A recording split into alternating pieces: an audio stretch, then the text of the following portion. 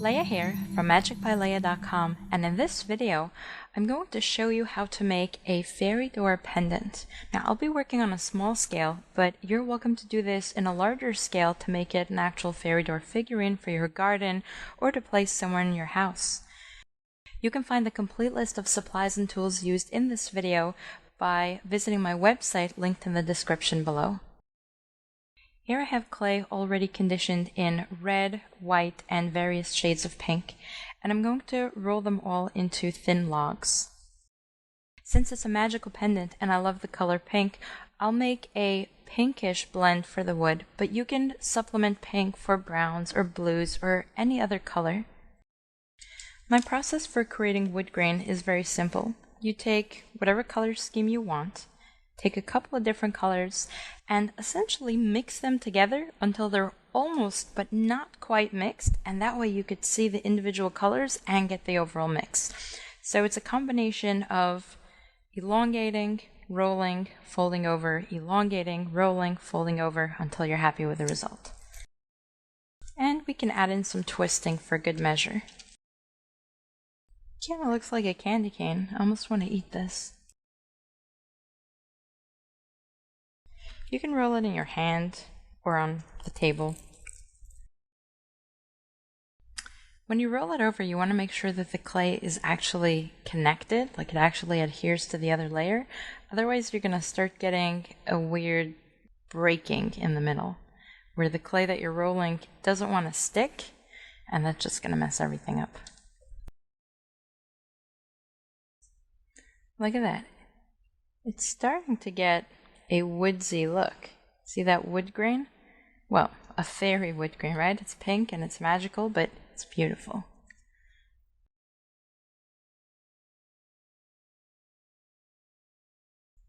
At this point, I think we're good to go. So I'm just going to roll this out until it's thinner and then start flattening them into wooden panels, if we want to call it that. You can use a rolling pin, but I'm going to run this entire thing through the pasta machine, and that way we'll have different wooden segments to choose from. So this is what I have, and I'll just cut them up into pieces. And I'm looking for interesting segments like this. You see where there's a nice bend in there? That's a magical wood grain. And I made more than enough because we're making a tiny, tiny door, so I'm just picking out the best pieces like this. And what I'm doing is I'm just sort of attaching them or placing them next to each other. And once I have a general shape that I like, I'll cut the door out of it. I want to make sure there's no gaps, so I stuck another piece under there. You don't have to get this complicated. You can just lay them side by side. I tend to get a little carried away with these things. Alright, so now we'll use a rolling pin to just flatten it all out. And if you have gaps like this, just squish them together.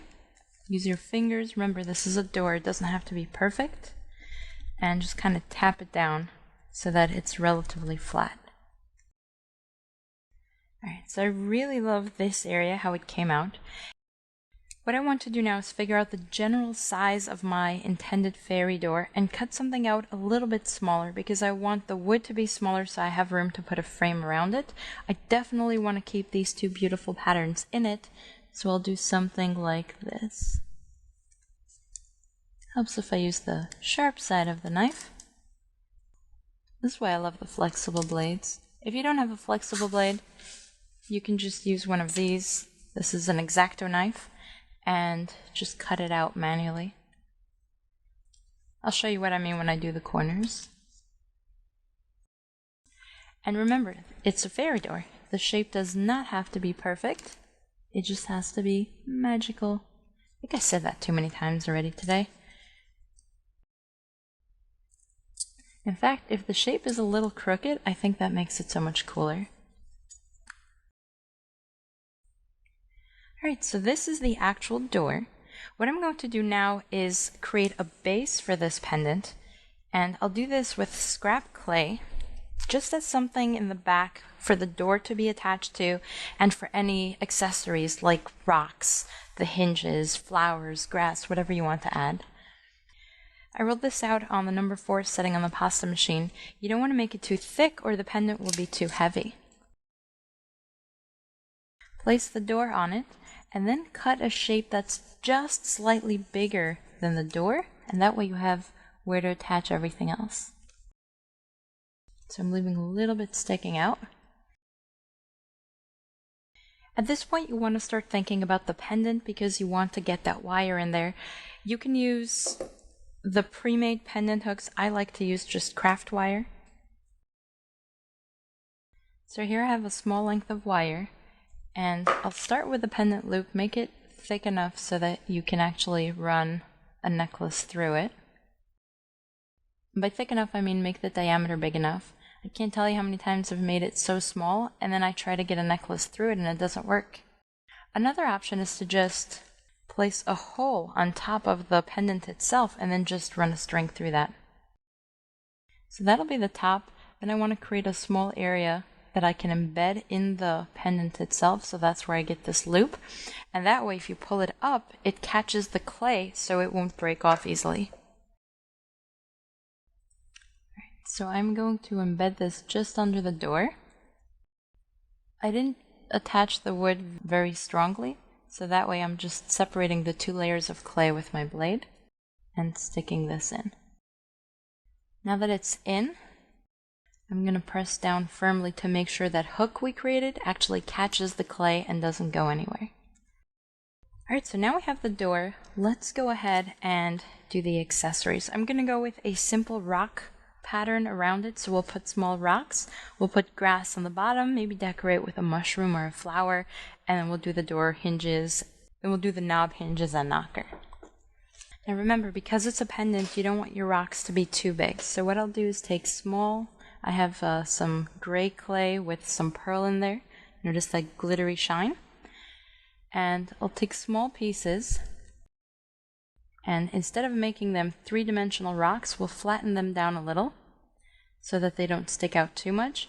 And then to give them that rocky effect, just randomly push in different places. You can even use tools for that.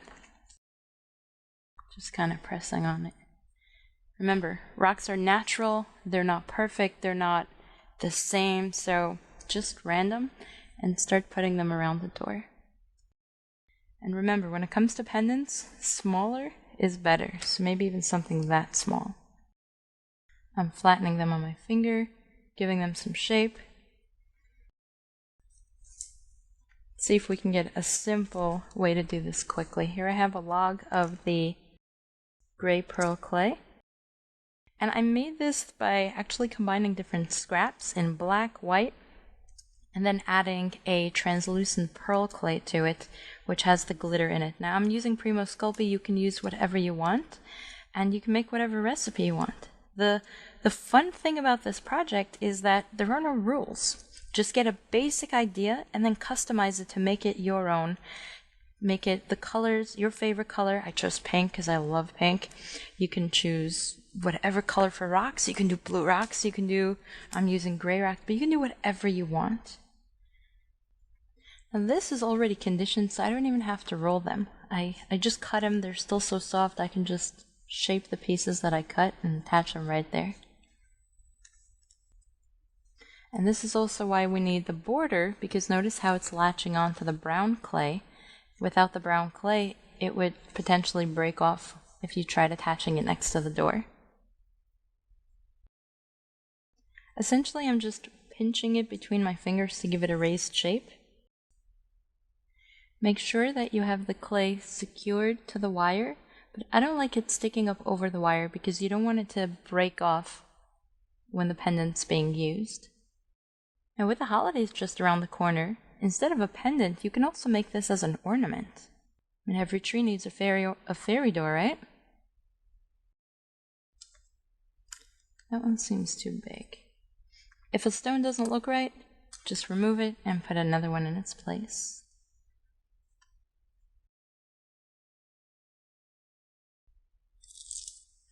Look at that. So now we have a rock border. Next we want to add some flat rocks on the bottom of the door to be stepping stones into the house. But you don't want them to be too thick because then they'll stick out too much. So I'm just going to cut that in half. So here's the other half, that'll be another stone. And it looks like we have room for one more. That should do it. Now with pieces like this, you always want to make sure they're secured, because sometimes the wet clay will catch on to other clay and you'll think it's connected, and then you bake it and it'll break off. You don't want that to happen if you worked so hard on your pendant. I definitely don't want that to happen. So we have that, it's a little ledge, and now I'll add the grass. For the grass, I'll start with a piece of green clay and roll it into a thin log. What I want to do, first of all, make sure it's long enough and flatten it a little because we don't want too much sticking up and out, and then attach it to the bottom. And a quick shout out to Katie from Cater's Acres for giving me this awesome needle tool, because this is so useful for attaching clay and making holes and just so many things.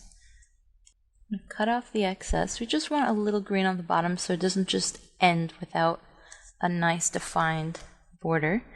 And then you want to take a needle tool and texture it to make it look like grass. So I'm going to take a needle and just make lines. So it's kind of like I'm scoring it with a needle, just drawing lines. And notice that I'm not just drawing, I'm actually pressing down to make sure that it attaches. Every needle stroke is partially an attachment and partially a texturing. And then, if it's too much, you can always just cut off the excess. See, just a little something there on the bottom.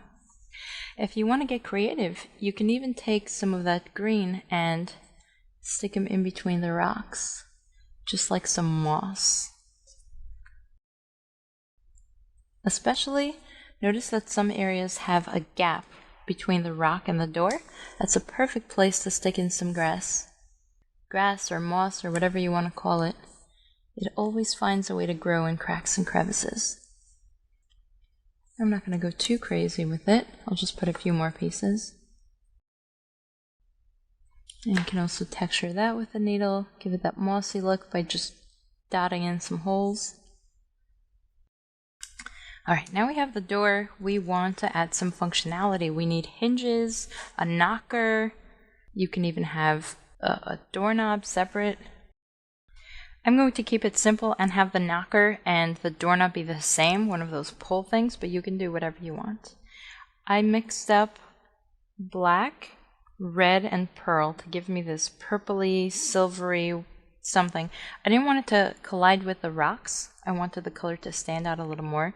So adding the red and black I think makes it a really cool metal.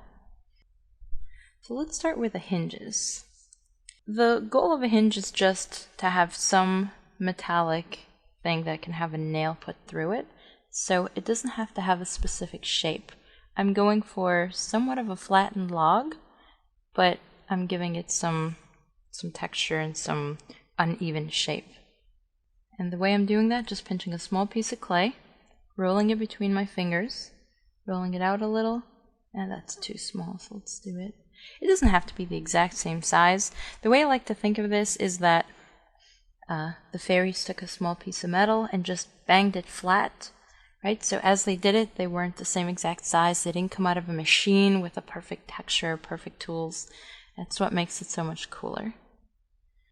Something like that. It's not perfect, but that makes it awesome. Right, and we want the hinges to attach to the door and to the rocks, because that's where the door is being supported. So make sure it actually goes onto a rock. So there's one, and I'm using a needle because I want to make sure I can carefully place it. And there's the second one. Now we need nails. So the way I'm going to do that is just make a hole, and the hole will imply that there's a nail in there. And if you want to add some clay, you can add a tiny ball of white or metal or whatever color to imply the nail head. There we go. Now it also has to be secured to the rock, so I'll put another tiny circle like that and flatten it onto the top. And again, I'm just trying to think of this in a functional aspect. How does the door open? What is attached, and what do I need to either add in clay or imply by making a hole in there? So here's the second one. After I flatten it out, I'll put another nail, and again, the nail's just a hole. Okay. Next, I want to have a knocker, and the knocker is going to also serve as a pull. So I'm just envisioning that you use this round thing to knock, and then you pull on it. So here we have the base that's attached to the door, and that would have to have nails as well, so just 2 holes. Then we want the round part that is the actual knocker. This is tricky because I need to put my eyes over the clay, but the camera's in the way. There we go. So I just loop the clay like that, and I'm going to attach that to the bottom of this thing like that. Now maybe I'll make it a little bigger so it's more visible.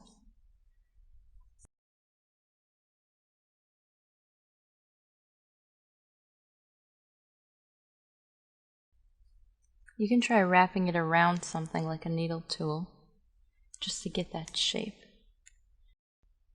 There we go, much better. I just want the hole to be visible. And don't forget, a knocker has to have something on the bottom as well, so that it's metal on metal, and that's what makes that loud sound. There we go. And finally, I'll add a small piece to show that it's attached to that round piece in the back. So we want to loop over here. And all I did was take a small log, flatten it out, and I'm going to make that even smaller, like that.